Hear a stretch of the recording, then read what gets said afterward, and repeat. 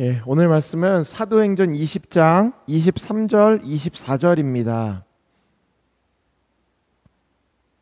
사도행전 20장 23절, 24절 말씀입니다. 예, 우리 같이 한 목소리로 합독했으면 좋겠습니다. 함께 읽겠습니다. 시작. 오직 성령이 각 성에서 내게 증언하여 결박과 환난이 나를 기다린다 하시나 내가 달려갈 길과 주 예수께 받은 사명 곧 하나님의 은혜의 복음을 증언하는 일을 마치려 하면은 나의 생명조차 조금 더 귀한 것으로 여기지 아니하노라. 아멘. 예, 오늘 말씀은 오늘의 제목 같이 좀 읽어볼까요? 함께 읽어보도록 하겠습니다. 시작. 고난을 이겨내는 사명입니다. 예. 여러분 한 주간 고난이 있으셨나요? 예.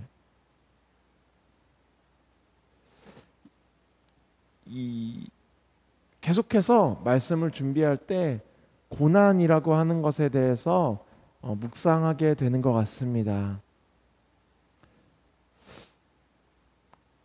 제가 이제 주중에 뭐 출퇴근하면서나 이렇게 다른 이제 교회 말씀들 올라오는 것들도 보고 들어보기도 하고 이렇게 합니다. 근데 그때 비단 저뿐만이 아닌 것 같아요. 많은 교회에서 올라오는, 그러니까 나름 유명한 큰 또 좋은 말씀을 전하시는 그런 목사님들의 말씀에 많은 공통점이 있다면 고난에 대해서 이야기를 하고 있다는 거죠. 여러분 고난이 뭐라고 생각하세요? 우리 지난주 이제 수요일에 소그룹 했었던 그 다윗의 이야기에서도 왕의 연대기에서 다윗이 그 전주에 이제 골리앗을 잡아서 죽이고 나라를 구했고, 그 다음에 이제 다윗의 고난이 시작되는 그 말씀을 시작하게 됐어요. 참 절묘한 타이밍인 것 같아요. 우리에게 사실 지금이 이 코로나가 시작된 이후로 지금까지 약 한 8개월 정도, 거의 이제 9개월 정도 되어져 가는데, 그 9개월 동안 있었던 시간들을 돌아보면 지금 이 시간이 어찌 보면 가장 고난의 피크가 아닐까?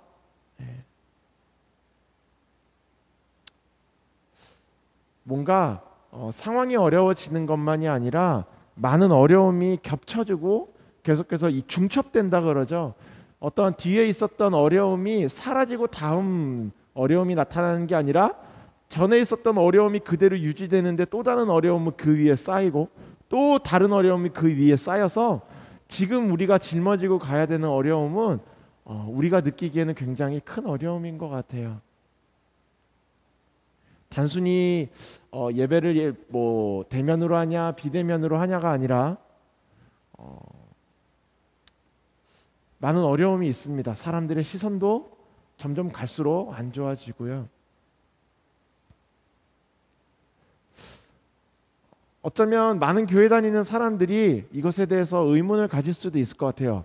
제가 왜 그런가 생각을 해봤는데 우리 세대, 우리가 지금 살아가는 지금 요 세대의 사람들은 교회 예수 믿는 것으로 인한 고난을 경험해 본 적이 많이 없는 것 같다는 생각이 듭니다. 그러니까 예수 믿기 때문에 우리가 삶에서 어찌 보면 소소하게 손해 보게 되는 일들은 있을 거예요. 그런 것이 아니라 이 시대적으로 교회를 향해서 어떠한 비난과 조롱과 핍박, 좀 강하게 얘기하자면 핍박이라고까지 할 수 있는 그러한 일들이 아직 우리 세대에서는 없지 않았나.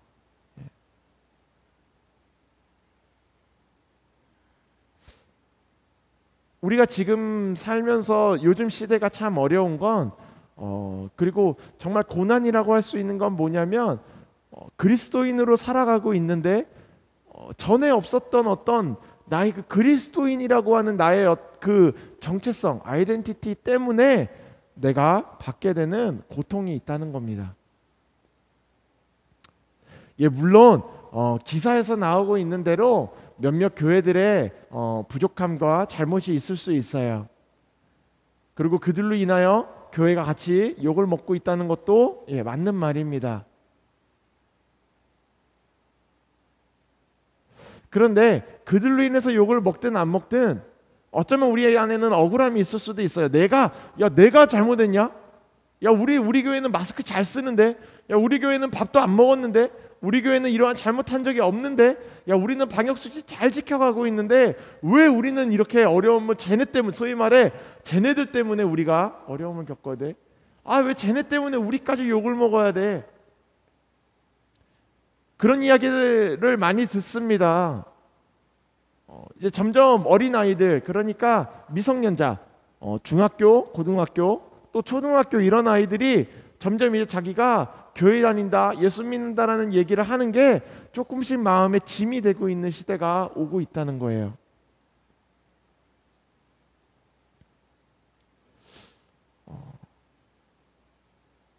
막 그런다고 하잖아요. 저희 성도 영주가 아르바이트 할 때도 자주 찾아오는 그 손님들 중에 그렇게 물어보는 사람이 있다는 거예요. 혹시 교회 다니세요? 그냥 지나가듯이 예, 다니는데요. 아, 도대체 교회 다니는 사람들 왜 이렇게 마스크를 안 쓰는 거예요? 막 이렇게 얘기한다는 거예요. 공격적인 어려움이죠. 예, 억울할 수 있어요. 난 아닌데? 난 잘하고 있는데? 이런 생각이 들지도 모릅니다. 그런데 내가 잘했다, 못했다, 그들이 이렇게 한다, 저렇게 한다 이전에 우리가 지금 봐야 하는 건 뭐냐면 현 시대 상황이 결국 누구의 잘못으로 인하여서든 간에 예수 믿는 걸로 인하여 우리에게 고난이 오고 있는 시대라는 거예요.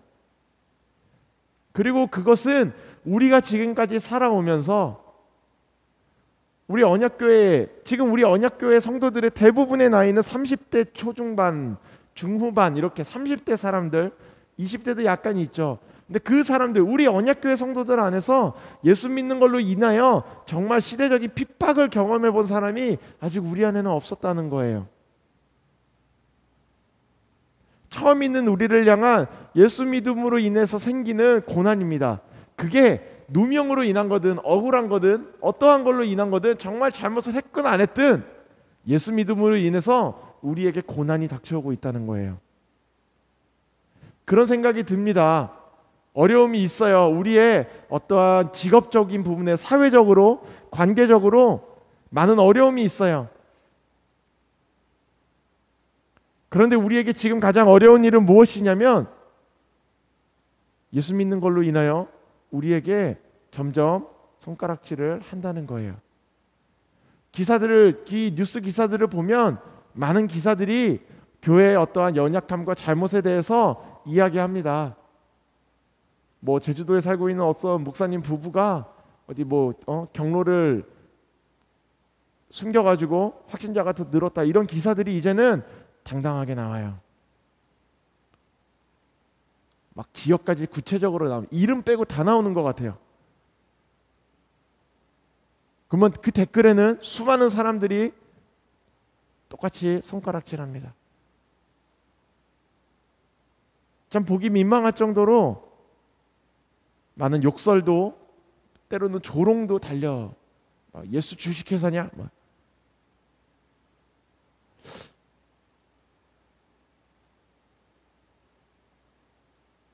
여러분, 예수 믿는 걸로 인해서 우리에게 고난이 닥쳐올 때 우리는 어떻게 살아야 될까요?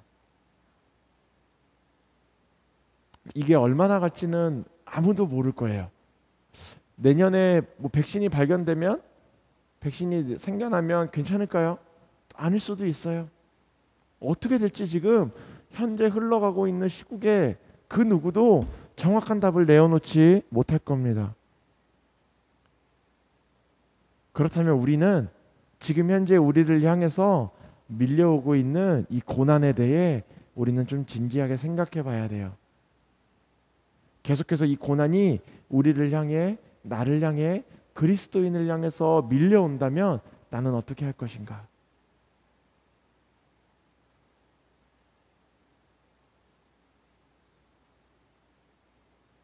오늘 말씀에 보면 이 사도 바울의 사역 말기예요. 사역 후반 사역입니다.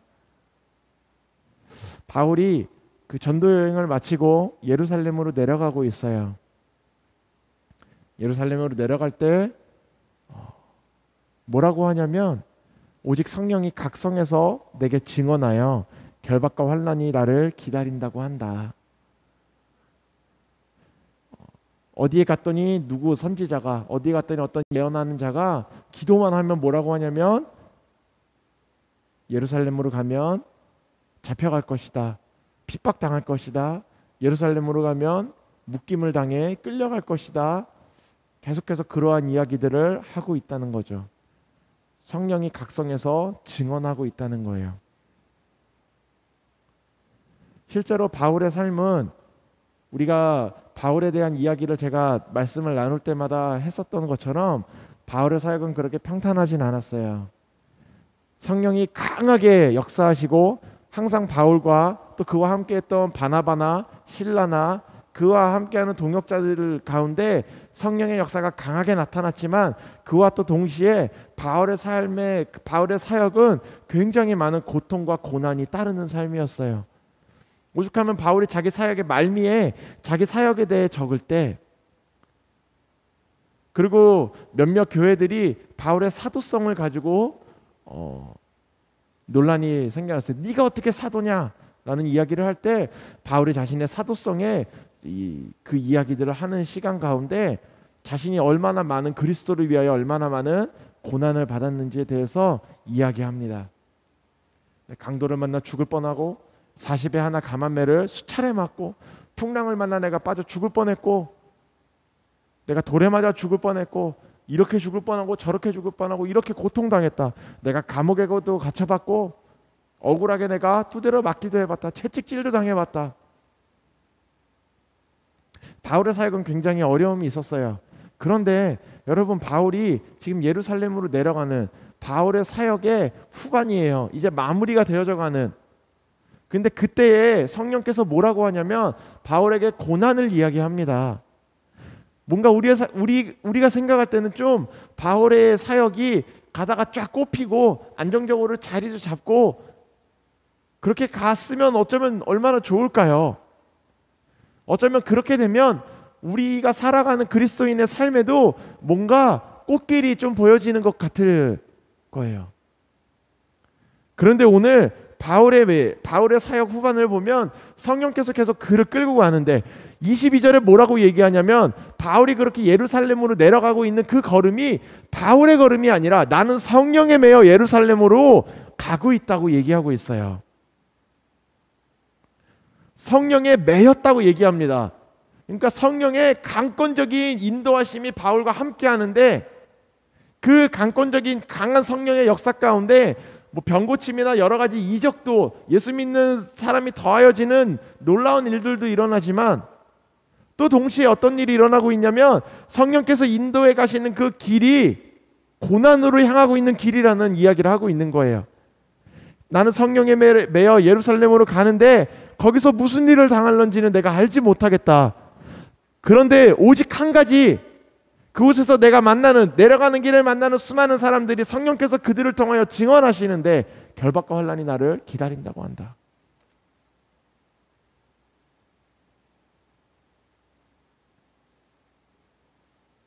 어려움이 있는 거예요. 심지어 어려움이 예고되어 있어요.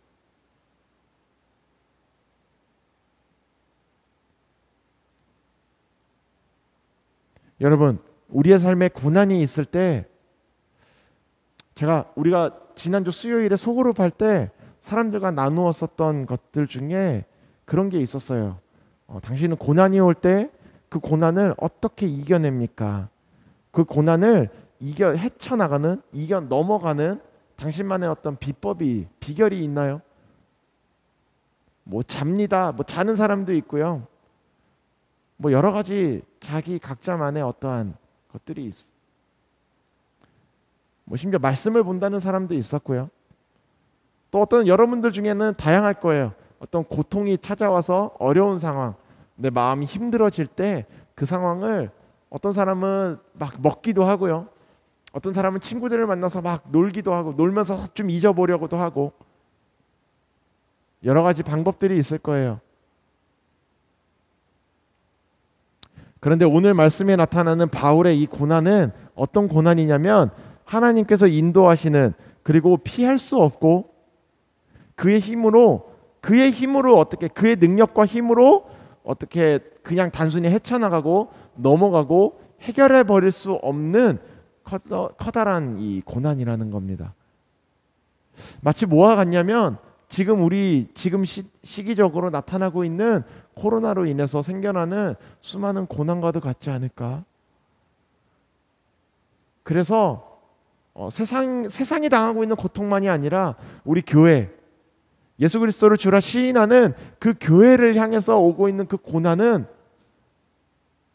그리스도의 이름으로 살아가려고 하면 할수록 어려움이 더해지고 고통이 더해지고, 심지어 그것이 우리의 어떠한 능력으로 헤쳐나갈 수 없는, 헤어나올 수 없는 고통이라는 거예요. 헤어나올 수 없는 고난이라는 겁니다. 예를 들면 교회가 좀 재정적으로 어려우면 긴축하면 돼요. 예를 들면요, 뭔가 교회 안에서 자체적으로 해결할 수 있는 일일 수도 있어요. 그런데 지금 시대적으로 일어나고 있는 코로나로 인해서 교회 가운데 불어오고 있는 이 고난이라고 하는 것은 우리가 우리 자체적으로 해결할 수 있는 일이 아니라는 거예요. 몇 주 예배 안 한다고 해결되지 않아요. 그냥 한두 사람 그냥 일부 교회, 그냥 그 사람들 욕하고 남은 교회 사람들이 뭔가 열심히 좋은 일을, 선한 일을 잘한다고 해서 해결되는 일도 아닙니다. 아마 기사에는 나오지 않았지만 한국 교회의 많은 교회들은 아마도 방역수칙을 지키고 어려운 사람들에게 마스크를 나눠주고 그 안에서 아마 빛과 소금의 역할을 잘 감당하고 있을 거예요. 하지만 그런 것들이 지금 우리가 고난을 헤쳐가는데 정말 미안하지만 도움이 되지 않고 있다는 거죠.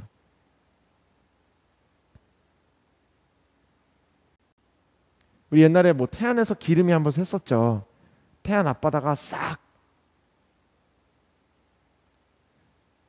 그때 국민들이 많이 가서 닦았고, 그때 많은 교회들이 가서 그 기름 종이로 기름을 열심히 닦아냈어요. 그때 제가 다니던 교회도 같이 수많은 사람들이 가서 기름을 닦아냈습니다. 그리고 언론에서도 교회의 그러한 일들에 대해 이야기했었어요. 덕이 됐었죠. 어려움을 이겨낼 수 있었습니다. 지금까지 뭔가 여러 가지 위기가 있을 때마다 교회가 어떠한 선한 일을 함으로 인해 많은 것들을 감당해내고 때로는 이겨내기도 했었어요. 그런데 지금 상황은 우리가 우리의 힘으로 헤쳐나올 수 없는 고난이라는 생각이 듭니다.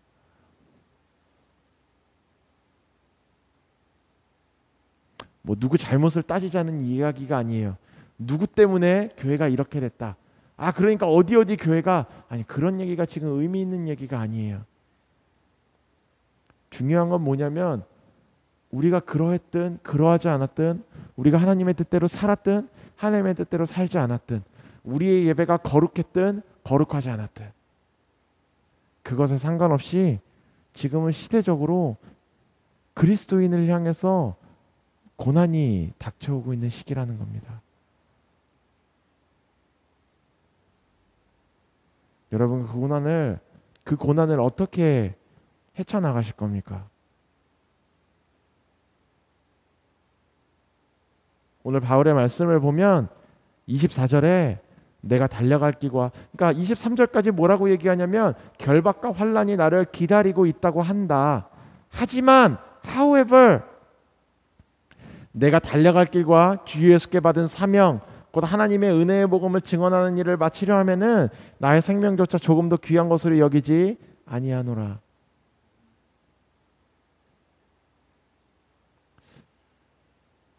이 말을 바꿔서 얘기하면 내가 복음을 전하기 위해선 내가 죽음까지도 불사하겠다. 여러분, 이 말씀을 오해하지 마세요. 이 말씀을 오해하지 마세요.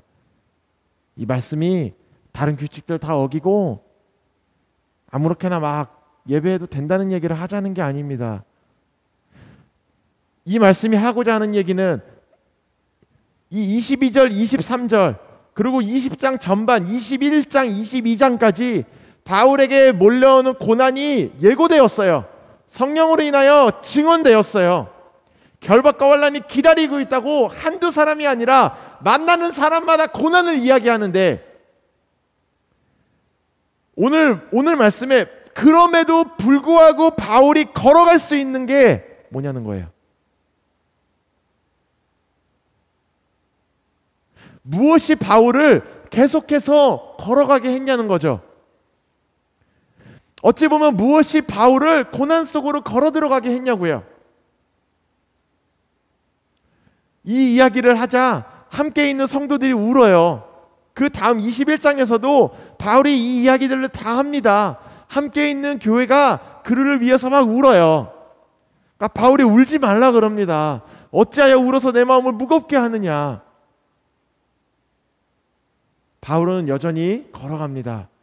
그리고 그 성령의 증언과 같이 예루살렘에 가서 고발당해요. 붙잡힙니다.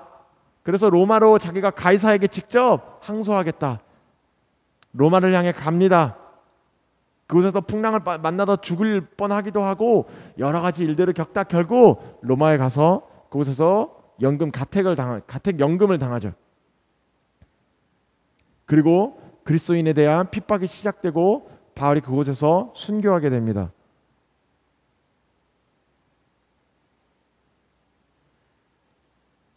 이 증언처럼 바울의 고난이 계속해서 이어져요. 성경이 그렇게 이야기하지 않습니다. 여기까지 넘어가면 그 다음에는 좋은 일이 있을 것이다. 고난은 여기까지다. 이 일을 넘어간 뒤에는 고난이 아니라 소위 말하는 복이 있을 것이다. 이렇게 이야기하지 않아요. 어디까지만 이야기하냐면 결박과 환난이 기다린다. 그리고 더 지나가다 보면 바울이 막 풍랑을 만나서 그 바울을 싣고 가던 배가 가라앉을 뻔하고 막 섬에 떠내려가고 막 이래요. 바울이 계속해서 죽을 고비를 넘길 때마다 성령께서 그에게 이렇게 이야기합니다. 야, 이것만 넘어가면 너에게 고난이 지나갈 거야. 이렇게 이야기하지 않아요. 바울아, 걱정하지 말아라. 너가 여기서 죽을 게 아니라 너가 로마에 가서도 복음을 전하게 되리라.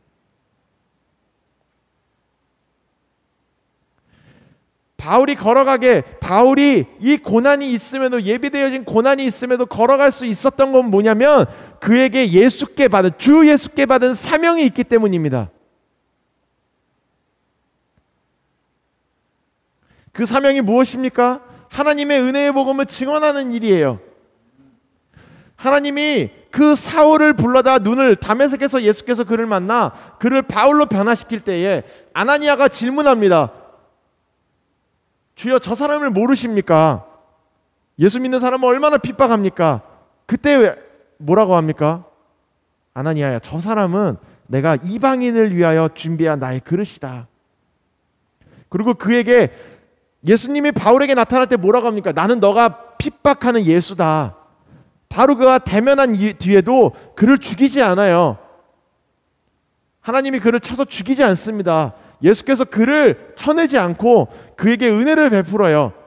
그래서 바울이 뭐라고 얘기하냐면 하나님의 은혜의 복음이라고 이야기합니다. 그것을 전하는 그것이 내가 주 예수께 받은 사명이라는 거예요. 그 사명을 마치려 하면은 심지어 내가 고난이 있다 한들, 더 나아가서 나의 생명이 위험하다고 한들 내가 나의 사명을 받은 대로 가겠다라는 겁니다. 여러분, 이거는 제가 여러분한테 사명대로 살아가세요. 왜 사명대로 왜 안 살아가냐? 왜 사명자의 삶을 살아가지 않습니까? 이렇게 여러분을 뭔가 질책해야 되는 그런 이야기가 아니라 지금과도 이 시대적으로 나타나는 이 어려움 가운데 그럼에도 불구하고 우리가 그리스도인으로 살아가기 위해선 우리에게 무엇이 필요하냐는 거죠. 얼마나 많은 사람들이 지금 시대적으로 이 시기를 겪으면서 예수 믿는 그 믿음이 흔들리고 있는지 아세요? 예수 믿는 것에 대한 회의감이 느껴진다고 해요. 그런 수많은 기사들과 그 교회의 부끄러운 모습이 나타날 때마다 밑에 달리는 댓글들 가운데 나도 어디 교회 누군데, 내가 뭐 40대 누군데, 나도 어디 교회 청년부를 다니고 있는데 부끄럽다. 유튜브 같은 데 올라오는 그 기독교 영상들 가운데 달리는 수많은 댓글들이 저도 어디 교회를 다니고 있는데 요즘 이 시국을 보면, 요즘 나타나는 이 일들을 보면 너무 마음이 어렵다는 거예요. 예수 믿는 게 너무 어렵다는 겁니다. 옛날엔 그래도 출근할 때 자기가 성경책도 보고 말씀도 묵상하고 자기가 출근하고 나서도 밥 먹을 때 기도도 하고 뭔가 큐티도 하고 이제 그런 것들을 하기가 너무 어렵다는 거예요.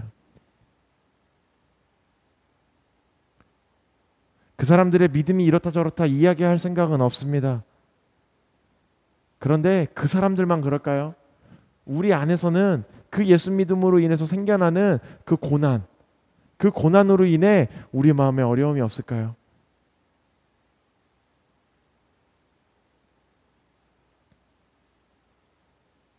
우리 교회 그 의료계에 종사하고 있는 우리 성도들 너무 어려워졌어요. 정부하고 대립이 점점 강해지고 있습니다. 그 기사들을 볼 때마다 너무 마음이 아팠어요. 너무 어렵구나. 근데 그들이 어려운 이유가 뭔지 아세요? 그들이 만약에 그냥 돈 밝히고 그냥 돈 좋아하고 돈 벌어야지 어렵게 의사 됐는데 라고 했으면 그냥 여전히 그냥 병원 운영하면 됩니다. 환자 받으면 돼요. 그냥 자기 병원 자기가 잘 챙기면 돼요. 근데 옳은 일을 향해 가려고 하다 보니 어려움이 생겨요. 고난이 생깁니다. 적어도 제가 알고 있는 우리 교회 성도들은 그들이 그 일을 해나가고 있는 것이 그들에겐 사명이에요. 단순히 돈 많이 벌고 뭔가 사람들이 우와 할 만한 일이니까 그 일을 하고 있는 것이 아니라 적어도 그들에게는 그것이 하나님의 부르심이고 사명이기 때문에 그 길을 가요. 그 사명을 계속 걸어가려고 하다 보니 어려움이 닥쳐옵니다. 그 가운데 옳은 일을 걸어가려고 하다 보니 더 핍박이 왔어요. 저도 너무 마음이 아팠지만 물론 제가 뭐 실질적으로 도움을 줄 수 있겠어요.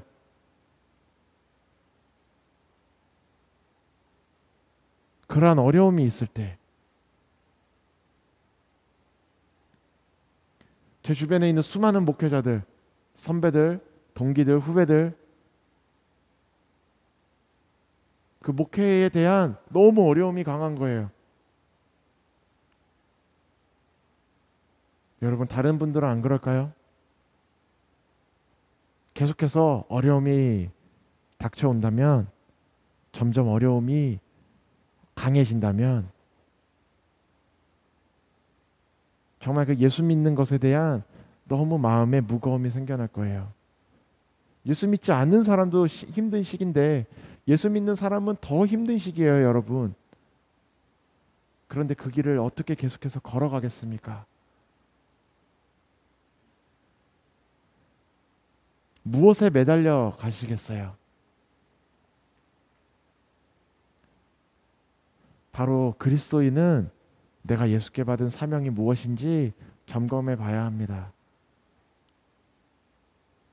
그 마음이 굉장히 많이 들었어요. 제가 목회를 하고 있는 것에 대한 내가 과연 이것을 하나님께 받은 사명으로 잘 지켜내 가고 있는, 내가 주 예수께 받은 사명으로 내가 가고 있는 것인가? 그것을 위해 내가 목회를 하는가? 그것을 위해 매주 내가 언약교회 예배를 하고 있는가? 그것을 위해서 내가 평일에 일을 해가면서 자비랑으로 사역을 하면서 이렇게 일주일에 한 번씩 모여서 예배하고 수요일에 소그룹을 하고 있는 것인가? 그 얼마 되지도 않는 그 일들을 나는 사명이기 때문에 하고 있는 것인가? 아니면 그냥 직업적으로 습관이 되어서 하지 않으면 안 되니까, 할 줄 아는 게 이거밖에 없으니까, 아니면 이게 편안하니까 그냥 가고 있는 것인가? 만약에 교회를 향한 어려움이 이것보다 더 강해진다면 나는 이 사명을 지켜낼 수 있을 것인가? 정말 내 사명이 맞는 것인가? 수많은 교회들을 향해서 세상에 소리 지르고 있습니다. 너네 이래도 예배할 거야? 그 예배가 모여서 예배한다는 얘기가 아니에요. 그래도 사단이 우리를 향해 조롱하며 아마 이렇게 이야기하고 있을 겁니다. 이런 어려움을 내가 너네한테 줄 거고 더 큰 어려움도 줄 거야. 내가 너희를 다 망하게 할 수도 있어. 너네 예배할 거냐? 니네가 예배를 지킬 것 같아? 그래도 너네가 하나님을 예배하고 너네가 예수님을 믿는다고 얘기할 수 있을 것 같아? 그때에 담대하게 그래! 대답할 수 있는 건 정말 사명을 받은 그리스도인인 거예요. 정말 그렇게 대답하려면 우리 안에 구원의 확신과 주 예수께 받은 사명, 내가 구원을 받고 그 은혜의 복음을 경험할 때 하나님께서 나를 부르셨던 그 사명의 자리가 나에게 확실해야 돼요. 그게 무너지면 우리 걸어가기 힘들어집니다. 수많은 교회들이 왜 무너져 갑니까? 왜 문을 닫습니까? 왜 어려움을 겪습니까? 많은 교회들이 사명을 잃어버린 거예요. 무엇이 예배인지 잃어버리는 겁니다. 여러분, 우리가 이 몇 주 동안 거의 한 달이 넘는 시간 동안에 꽤 오랜 시간 계속해서 한 가지 주제를 가지고 이야기해요. 고난이라는 것에 대해 이야기합니다. 그리고 그 고난에 대해서 이야기할 때 항상 어떻게 이겨내야 된다, 무엇을 점검해야 된다라고 얘기를 하냐면 고난과 함께 우리의 예배에 대해서 이야기하게 돼요. 다른 것이 아니에요. 우리가 이렇게 사냐 저렇게 사냐가 아니라 우리가 고난이 닥쳐올 때 어떻게 예배할 것이냐. 우리 지난주의 말씀에 제가 여러분에게 권면했었던 것이 뭐였냐면 우리에게 고난이 닥쳐오면 회개해야 한다. 근데 하나님이 우리를 두드려 패니까 잘못했다고 비는 그러한 회개가 아니라 그 고난이 닥쳐올 때 나의 그 밑바닥에서부터 올라오는 나의 진짜 믿음의 모습이 내가 대면하게 되기 때문에 내가 고난을 겪어보니 내 믿음이 편안하게 살 때는 나타나지 않던 나의 믿음이 고난을 겪고 나니까 이게 진짜 내 믿음의 민낯이었구나. 정말 내 믿음의 쌩얼이 이런 모습이었구나. 내가 열심히 이렇게 가려놓고 가면을 쓰고 메이크업하고 화려한 옷을 입어서 나의 믿음을 치장해 놨었는데 그거를 다 떼놓고 보니까 나의 믿음이 정말 너무 연약하구나. 나의 믿음이 수차례 넘어지는구나. 그것을 놓고 하나님께 긍휼하심을 구하는 그러한 기도를 하자고 했었어요. 그 전주에는 무슨 얘기를 했었냐면 고난이 닥쳐옵니다. 그래서 우리가 예배할 수 있는 것들이 꺾여나가고 있어요. 많은 교회들이 힘들어합니다. 많은 교회들이 그리고 굉장히 강렬하게 저항을 해요. 마치 그 교회에 모여서 예배하지 않으면 예배가 아닌 것처럼 예배를 목숨 걸고 예배를 사수하겠다고 하는데 그 목숨 걸고 사수하는 예배가 월십이 아니라 서비스를 사수하고 있는 모습들을 보게 된다고요. 그래서 우리는 과연 월십을 하고 있느냐, 그냥 썬데이 서비스를 하고 있느냐, 그냥 정말 하나님을 정말 예배하고 하나님을 높이고 어떠한 상황에도 하나님을 가장 귀하게 여기는 그러한 예배가 우리의 예배냐? 아니면 이런 고난이 닥쳐와서 그렇게 보이던 예배 가운데 풍랑이 치자, 고통이 닥쳐오자 그러한 예배의 모습이 사라지고 그 껍데기가 부서지고 그 속에서 우리의 정욕과 화려함과 그 모습들이 나타나고 있느냐.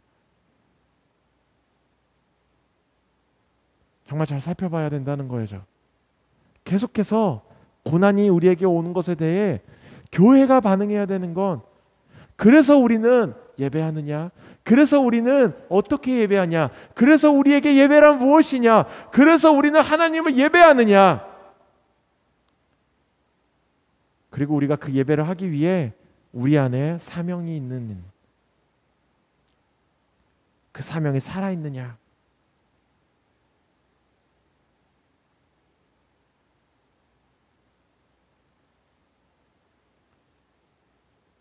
여러분, 사명이 없는 그리스도인은 어려워요. 너무 어렵습니다. 목적지가 없는, 예수를 믿었는데 감사한데 은혜의 복음이 있는데 어디로 가야 될지 그 사명을 다 잃어버리거나 놓치거나 발견하지 못한,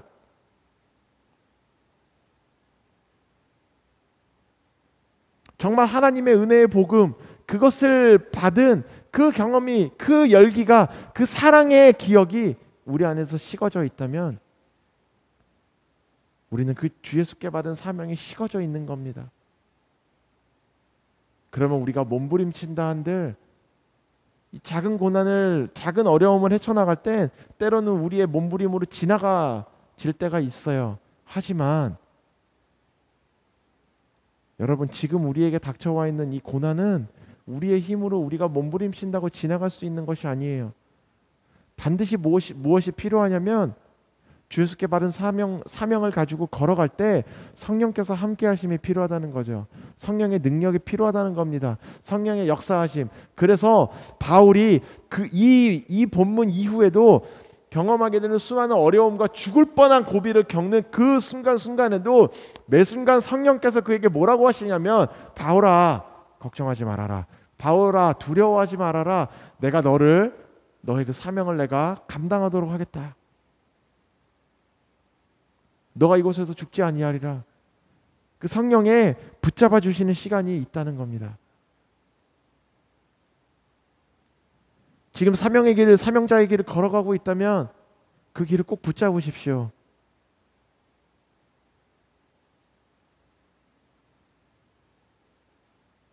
성경에 나오는 수많은 믿음의 조상들의 삶을 보면 하나님의 뜻을 따라 걸어갈 때 고난이 닥쳐옵니다. 너무 당연한 거예요. 이게 교회들이 굉장히 오랜 시간 동안 교회 안에서 설교할 때 굉장히 껄끄러웠었던, 한 번도 그 고통을, 예수 믿음으로 인해서 생겨나는 고난을 경험해 보지 못한 세대를 향해서 예수 믿으면 고난을 겪게 될 겁니다라고 얘기하는 것이 굉장히 많은 용기가 필요한 거였죠. 근데 그렇게 하지 못했어요. 우리 부모 세대만 해도, 우리 부모님 세대만 해도 조금만 지나고 나면 전쟁을 모르거든요. 예수 믿는 걸로 인해서 핍박받는 것을 사실 우리는 잘 몰라요. 그러니까 예수 믿으면 고난이 올 수 있습니다라고 하는 이야기들을 교회들 안에서도 경험해 본 사람이 별로 없고, 그 이야기를 그러기 때문에 선포할 수 있는 사람도 많이 없었다는 거예요. 그런데 여러분, 그런 시기가 왔습니다. 예수 믿으니까 고난이 왔어요. 그리고 예수 믿으면 고난이 올 거예요. 여러분, 그때 그 고난으로 인하여 어떻게 반응하실 겁니까? 고난이 닥쳐올 때 그 고난으로 인하여 무엇을 버리시겠습니까? 복음을 등지시겠습니까? 아니면 그 고난이 올 때에 의를 위하여 핍박받는 자에게 복이 있다고 하신 그 말씀, 오늘 말씀처럼 내가 주 예수께 받은 그 사명, 내가 그걸 붙잡고 가겠다, 그 사명을 감당하기 위해 살아가는 사람이 되시겠습니까? 계속해서 교회를 향해, 이 세상을 향해 이 쏟아지고 있는 이 어려움과 교회를 향해 쏟아지고 있는 어려움이 좀 달라요. 이 교회를 향해 쏟아지고 있는 어려움은 끊임없이 그 고난을 통하여서 그리스도인들의 그 진짜 쭉정이와 이 가라지와 알곡을 드러나게 하는 역할을 합니다. 이 시간이 더 이어지면 우리 교회, 또 우리 교회 성도들 개개인의 삶의 그 중심에서도 정말 그 믿음의 밑바닥이 드러나게 될 거예요. 계속해서 드러나고 있습니다. 수많은 교회들의 믿음이 드러나고 있어요. 큰 교회, 작은 교회 할 것 없이 모든 교회들의 그 믿음의 밑바닥이, 성도들의 믿음의 밑바닥이 드러나고 있습니다. 목회자만이 아니라 모든 성도들의 믿음의 바닥이 드러나고 있어요.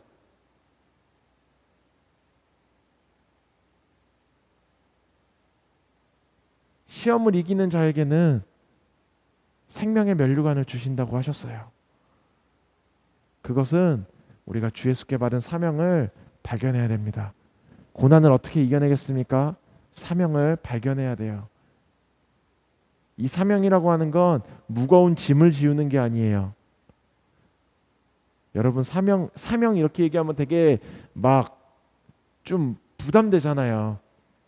우스갯소리처럼 얘기하는 뭔가 사명 이러면 막 목회해야 될 것 같고, 막 선교지 아프리카 나가야 될 것 같고, 막 내 재산을 막 팔아가지고 뭐 해야 되고 뭐 이렇게 생각을 하는데, 그런 것이 아니라 사명이라고 하는 건 뭐냐면 그리스도인들의 방향을 제시하는 거예요. 이렇게 생각해 봅시다. 바울이 회심했어요. 다메섹에서 사울이 그리스도를 만나 예수님을 만나고 회심했습니다. 그런데 하나님이 그에게 사명을 주지 않아요. 아무 얘기도 하지 않아요. 뭔가 회심은 됐는데 바울이 그때부터 어떻게 해야 될까? 어떡하지? 마음은 있는데 방향을 못 잡는 거죠. 근데 확실한 정확한 사명을 그에게 제시하십니다. 그가 눈을 뜬 뒤 아나니아가 그에게 안수한 즉 그의 눈에 비늘이 벗겨지고 그가 그 길로 아라비아 사막으로 내려갑니다. 그래서 10년이 넘는 시간 동안 그가 그곳에서 훈련받아요. 그러면서 주 예수께 받은 사명이 무엇인지를 깨닫게 됩니다. 그러고 난 뒤에 그 이후부터 바울이 무슨 일을 하게 되냐면 자신의 사명대로 나아가요. 이게 뭐와 정확하게 일치하냐면 예수님과 일치하거든요. 예수님이 이 땅에 오셨어요. 예수님은 삶을 허투루 살지 않았거든요. 누가 뭐라고 해도 예수님의 그 사명의 길을 걸어가십니다. 공생애를 살아가세요. 방해받지 않아요. 바울도 예수님을 닮아 그런 삶을 살아갑니다. 예수님의 제자들도 성령을 경험한 이후에 사명을 받고 보내심을 받고 그 이후에 그들의 삶이 예수님을 닮아가요. 그리스도인의 삶은, 우리의 삶은 그러해야 합니다. 사명을 발견해야 돼요. 사명을 받아야 됩니다. 그 사명대로 나아가야 돼요. 사명은 우리를 무겁게 억누르는 짐이 아니라, 사명이라 하는 것은 우리의 삶에 정확한 그리스도인의 삶의 방향을 제시해주는 표시막 같은 거예요. 표지판 같이 세워져 있어서 내가 이 삶을 내가 어떻게 살아가야 돼? 내가 이 어려움을 어떻게, 내가 이 풍요로움을 어떻게 내가 흘러가게 해야 될까? 그때의 나의 사명이 항상 나의 삶에 가야 될 방향을 알려준다는 거죠. 사명이 없으면 그리스도인은 나아갈 방향을 알지 못합니다. 성령이 너희에게 임하시면 예루살렘과 온 유대와 사마리아와 땅끝까지 이르러 너희가 나의 증인이 되게 하리라. 그들에게 정확한 사명이 주어지자 방향성이 나와요. 증인이 되는 삶을 살아가는 방향성이 나와요. 땅끝까지 이르러 내 증인이 되리라.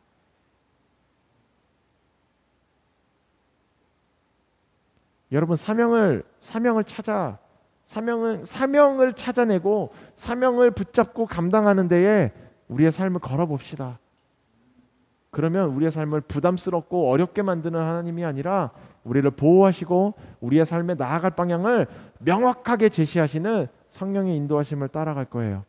아직 성령의 인도하심을 잘 모르시겠다면 나의 삶의 그 사명을 아직 발견하지 못한 것이 아닌가. 그냥 구원받는 예수 믿는 사람으로 살아가지 마시고 정말 주 예수께 받은 사명을 가지고 사명자의 삶을 살아가는 우리 언약교회가 되기를 예수님의 이름으로 축원합니다.